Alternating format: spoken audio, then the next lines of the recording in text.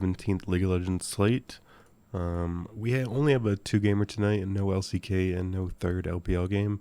So I'm going to spend a little bit more time breaking things down than usual.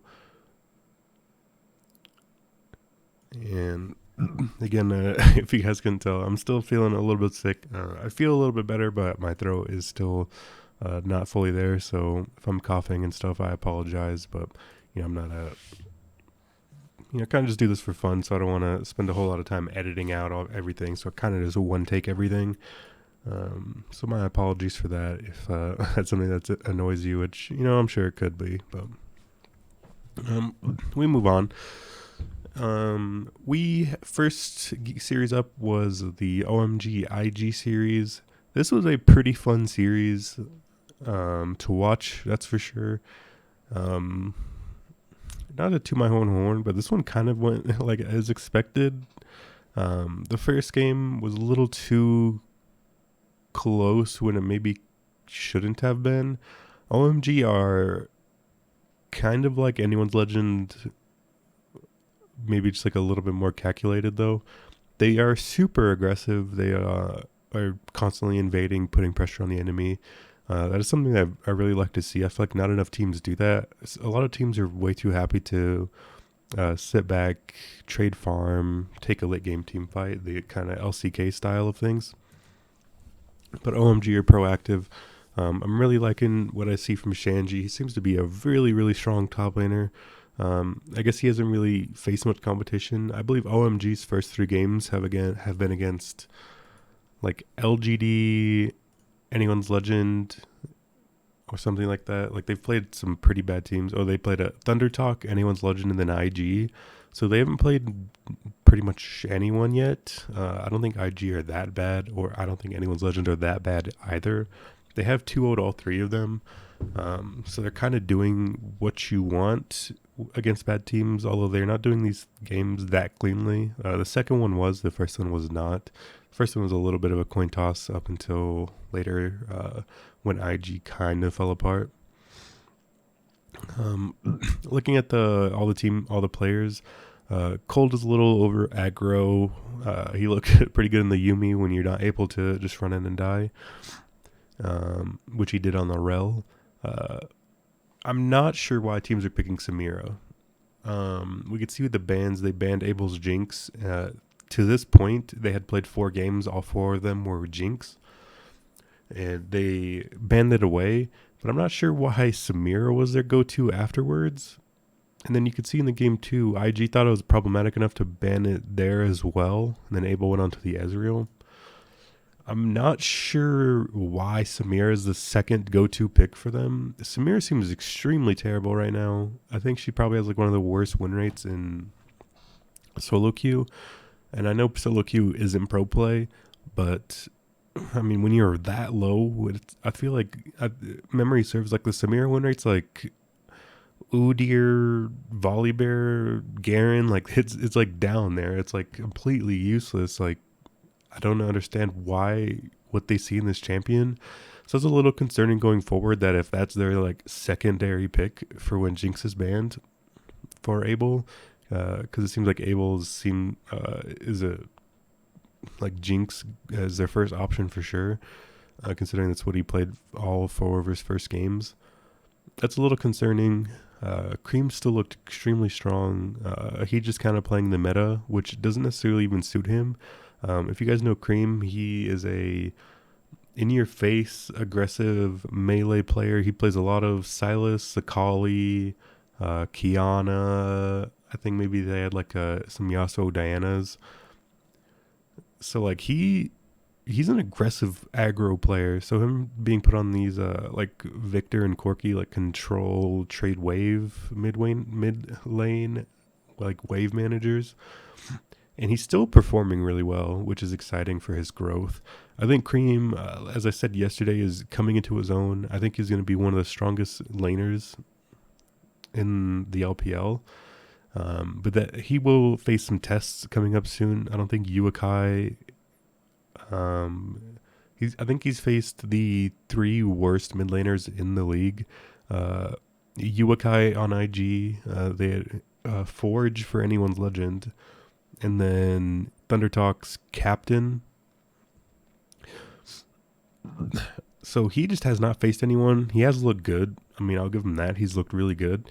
So I'm looking forward to see kind of give them a litmus test as they continue and see who OMG play.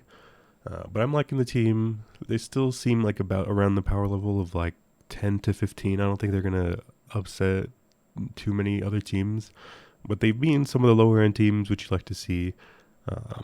So that's kind of all you can ask for them. On the IG side, it seems just this team, it just seems like it's Nenny and Shun in Elo Hell. Nenny seems so good. Shun seems decent to good.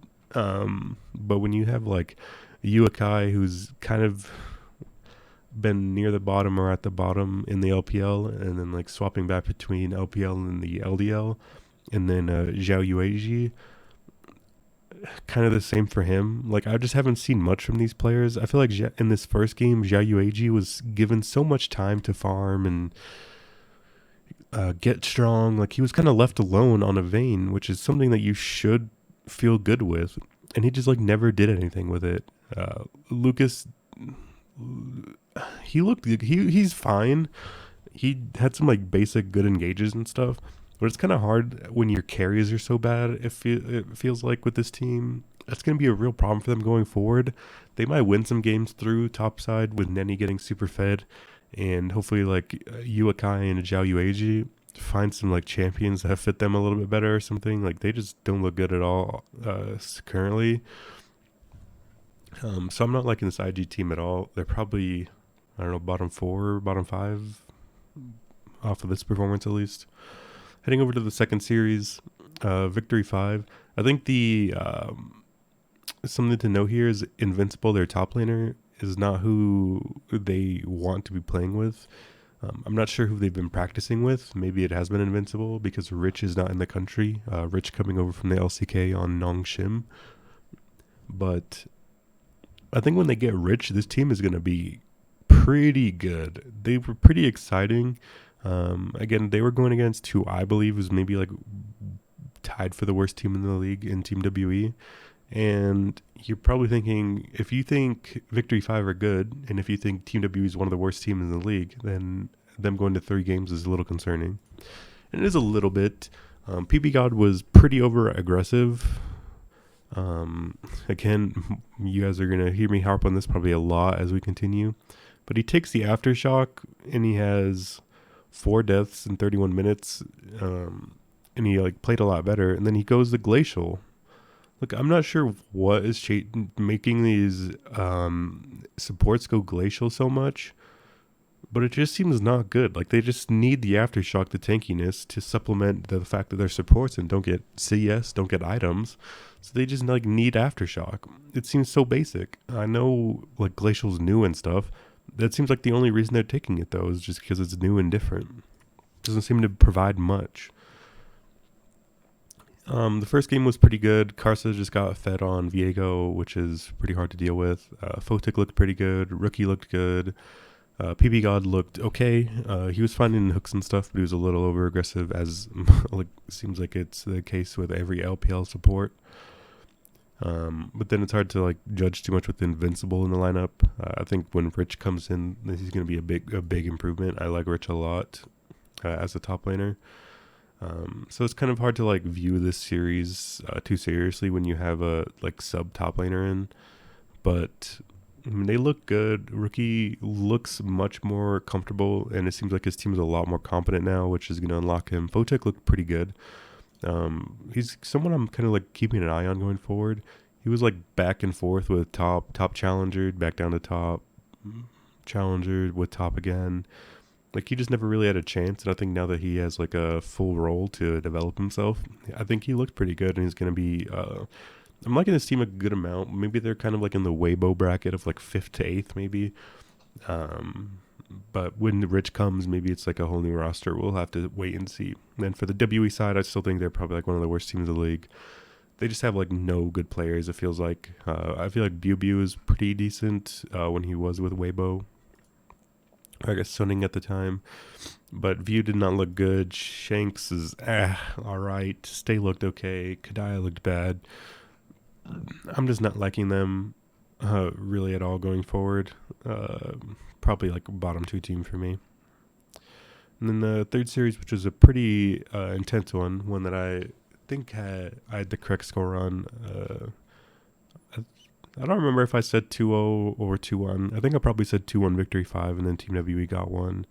I said OMG 2-0, I believe, so I got that score right. I got the team right in this one, but not the score right. Then heading over to the third one, Weibo got the jump on them in the first game. It feels like maybe Billy was just a little slow. Like, it seems like that's kind of been a little bit of a trend. Is teams like losing their first map? I think RNG did it as well. Although RNG have continued their like kind of sluggish start. I still think BLG are strong looking forward. I think Weibo are strong but not great. Top like S tier team going forward as well. I want to see another series from BLG before kind of putting a stamp on where they are. But I love the players. I love Breathe, Weiwei, Fofo, Doggo. I mean, Crisp is kind of okay. It seems like a lot of these LPL supports are interchangeable. They play the same champions. They play the same way. They're kind of do the same thing. Like, you could hide the nameplate on like 10 LPL supports and not figure out who's who. I'd throw Crisp in that category. Again, we're swapping the Aftershock and Glacial. No, I just don't know what the decision is for that. I think Aftershock is definitely better. I think it's time for the Shy to retire. I'm just not sure what he's bringing to this team at all. He still looked so lost in game 2, and then this game 3 was a crazy like base race comeback thing. I'd recommend just like watching this. That's how you end up with a 9 kill, 13 death victory. It was a weird game. But BLG did get the job done. They didn't look clean, but again, it's one series from them. I'll give it some time. They kind of left Doggo there, and I mean, I understand you want to play through Breathe and Fofo, like they're strong players, but so is Doggo. Like, I don't know why Doggo's getting the short end of the stick. Hopefully they play towards him a little bit more and give him some resources and let him go crazy.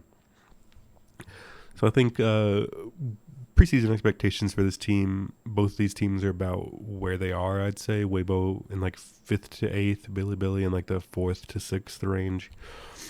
And that's what's going to continue, I believe. And the LCK side, this is the only series that I got wrong on the day. Fred at Brion did get the 2-1. I believe they had a different top laner in their first series. Let's see if it's in their match history here. No, it's not yet. I want to say, I feel like, didn't they play with a sword in their first series? I'm not sure. But, I mean, both of these teams just looked so bad. I mean, a 7-3 victory in 33 minutes. I mean, like, come on. Somebody do something. Like, I understand you want to get, like, a Felio scaling or quirky items or, like, whatever. But, man, that is disgusting. Nar Silas, such bad selections. AP Gragas. I mean, like, what is happening in this series? These teams are bad. I don't think there's really much more to say to it. These are probably the 2 worst teams in the LCK, I'd imagine, unless I'm like blanking on somebody. But I don't want to like cover too much on this one because there is like these 2 teams both suck. Not much looking forward. They play slow. Like, it just seems like a little bit of a waste of time to look at them. And then especially when you consider the next series, which was Damwon versus Genji. This was like a classic series. Both teams looked really good. Again, to my own horn, I did have Genji 2-1, and they did win 2-1. They looked pretty good. The series kind of went like almost exactly as I expected. It was pretty bloody, pretty action-packed. Both teams not backing down from the other. I like Peanut and his aggressive, like, bringing the LPL to LCK. And then Damwon were able to, like, sustain and do their own, like, fighting back. Hoya looked, like, surprisingly decent. I think it was a third game here on his Gragas. Kind of ran it down the first one. The I don't want to jump around too much, so we'll kind of stay in order.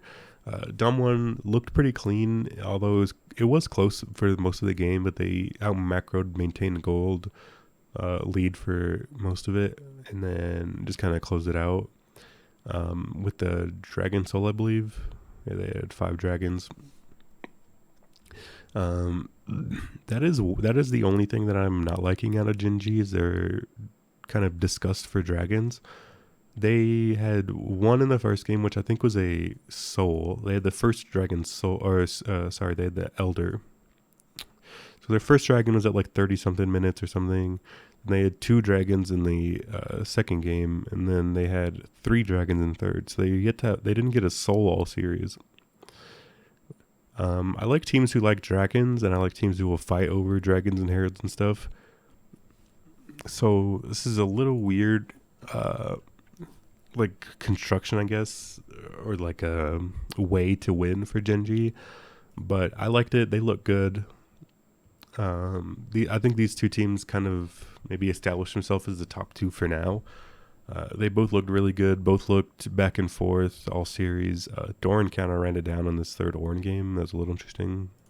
That was like the only thing I noticed really. The support singed. I doubt we'll ever see it again. It looked pretty bad.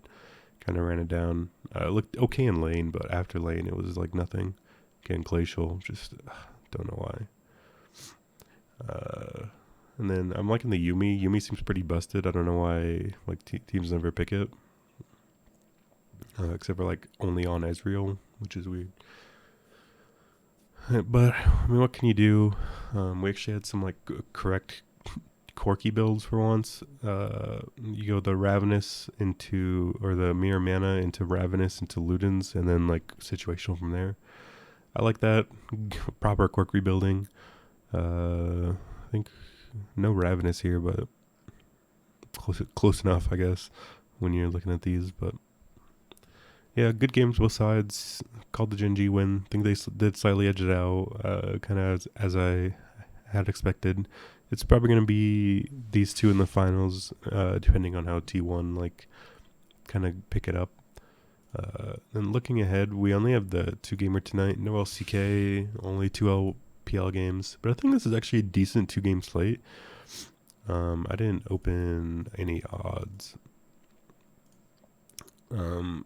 So I guess we could, while I pull them up, can I like look at the teams and look at the lines and like line these ourselves?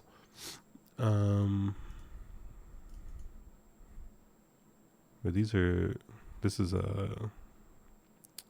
not correct teams. I just realized I opened like different days rosters. But the RNG team is the same, I believe. Here, I could pull it up on I can pull the lineups up. I don't know how I managed to do that.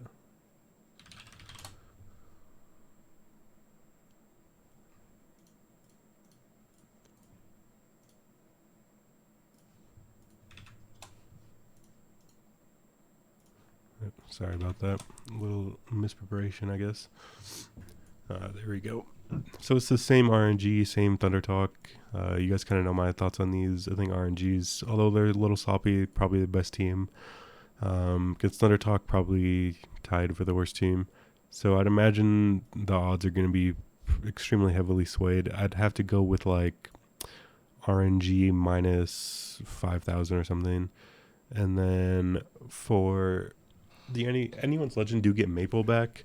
And I believe Forge kind of like sold them down the river on the last series. So I like Anyone's Legend. And for transparency's sake, I'm an Anyone's Legend fan. I love this team. I love the way they play. They have a really great play style.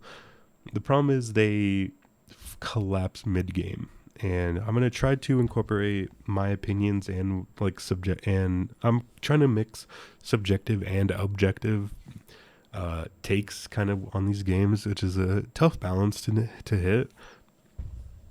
I think objectively both teams play good early and mid and then fall apart late.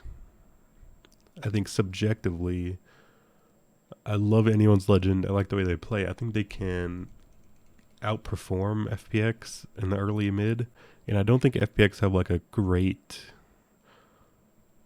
comeback mechanism. Like so far in the FPX games, their late game game plan has kind of just been start Baron and see what happens. Although it's not a terrible thing, like at least they're pulling the trigger and trying something. I don't think that's sustainable, and I think like Anyone's Legend can take that 5v5 fight. So this one's weird because I could see it priced like pretty wildly. Like we consider RNG is probably going to be like minus 5,000 or something crazy. I would have them like minus 500, of course. I don't think anyone wants to pay minus 5,000 on an esports match. But this one is interesting. It is really interesting. I think FPX are better. They're going to be the favorite. It just depends how much. If I were to guess, let's see. If I were to line it myself, I would say FPX minus 230. If I'm going to guess, I'm going to say FPX is going to be like minus 400. Yeah, minus 460. That's a little crazy. Yeah, so we look at LPL here. RNG minus 4,000. FPX minus 460. Again, I don't know. Like maybe maybe this is like typically what I would do in 2 game slates is I'd just take the night off. Unless I'd look at the slate, get a feel for it, and if I'm not liking what I'm seeing, then I'll take the night off. But here's the thing. I am a sucker for Anyone's Legend. I love these teams. I love these players. I'm going to be playing them in DFS. I think this is the game you want to be a part of. This is going to be like the more popular game, but it's going to be Anyone's Legend and RNG, or FPX and RNG. That's going to be the construction. There's going to be like a few shots on TT, but I don't think anyone should be doing that.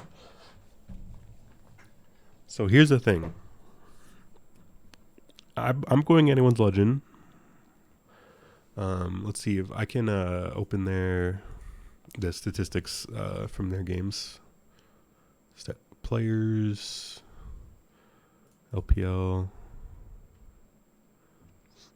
I don't know if Oracle's Elixir is working yet. I feel like it hasn't been working for me the past couple days. Nope, it's not. All right, let's try this. I still haven't updated this. So 2020, didn't I have one for the 2022? I did. Okay. So we go FPX and then add Anyone's Legend. Maybe we'll have to type it out. Yeah, we will.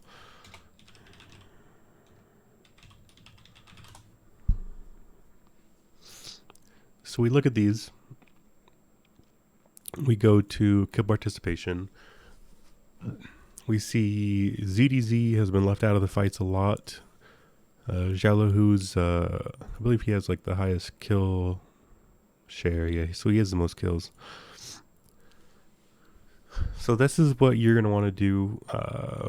If you're playing Anyone's Legend, which I am, you're probably going the bottom 4. Let's make sure Maple's in the thing. He is. And then here, I'm just going to, for my sake at least, I'm just going to remove FPX. So it's a lot of Betty, Xiaohao, and Forge. I guess we could just kind of like put Maple here. I mean, I'd imagine Maple's numbers are a little bit better. But Betty gets the kills, Xiaohao gets the kills. I'd imagine Maple will do better. But ZDZ, low kill participation, I don't want to be a part of that. So I'm looking at those 4 players. I mean, you guys can kind of gather where I'm going with roster construction here. But I'm liking Anyone's Legend. I like their 4-stack. I like leaving off CDZ. I don't know. Maybe it's just silly. Maybe I'm not believing it, or kind of believing in them too much. But I think when you look at things a little bit more objectively, I think both teams fall apart late. They're getting their true mid laner. Anyone's Legend is getting their true mid laner back in Maple when they had Forge filling in, because I'm not sure whether like Maple wasn't able to get in the country or something. But they get their true mid laner back, replacing Forge, who easily looked like their worst player. And I don't think anyone's letting them look bad. I think they've kind of tossed a few games, which they will. But I don't think FPX necessarily looked great in the late game either. So that's where I'm going to go. I'll go Anyone's Legend 2-1. I think they this will be a close series. Maybe I'm just silly. Maybe I'm just too much of a believer. Maybe I'm just a fan. I'm not, those are things maybe you have to take consideration when you're kind of thinking about these games on your own. But I think RNG 2-0, Anyone's Legend 2-1. I'm going to take the upset. I'll take the underdog. Normally I'd just not play the 2-gamer, but because I like Anyone's Legend, and I think they might be kind of overlooked. I think maybe what you can do is, here we can put RNG in here as well. So their kill participation goes through Wei, Gala, and Ming. You look at their kill share, it's Gala, Betty, Xiao Hao, and Wei. So those are 2 ADCs, 2 junglers. So if you wanted to get really unique, you could go like double jungle, because I'd imagine if you go like Betty, Xiao Hao, Maple, Chocho, and then RNG, have $1,000 left. So I'd imagine like if people do build with Anyone's Legend, this will probably be the build. But like if you do something like Xiao Hao, Maple, Betty, Chocho, and then go like Bin Wei, like that could be a more unique style. And I think that's like what you can do in 2-gamers and get away with it if like the slate can dictate it. Like if the junglers are 3rd and 4th in kill share, then that's doable. Like Wei has the highest kill participation, so he's going to be a part of everything. Both of these top laners are looking a little abysmal, if I'm honest. 41 and 47%. Maybe you do go ZDZ then. Just because ZDZ is higher kill share. That's probably, like, I'm kind of rambling a little bit. It's probably a decision you guys are going to have to make here. But I'm going Anyone's Legend. I'm going RNG. I'm going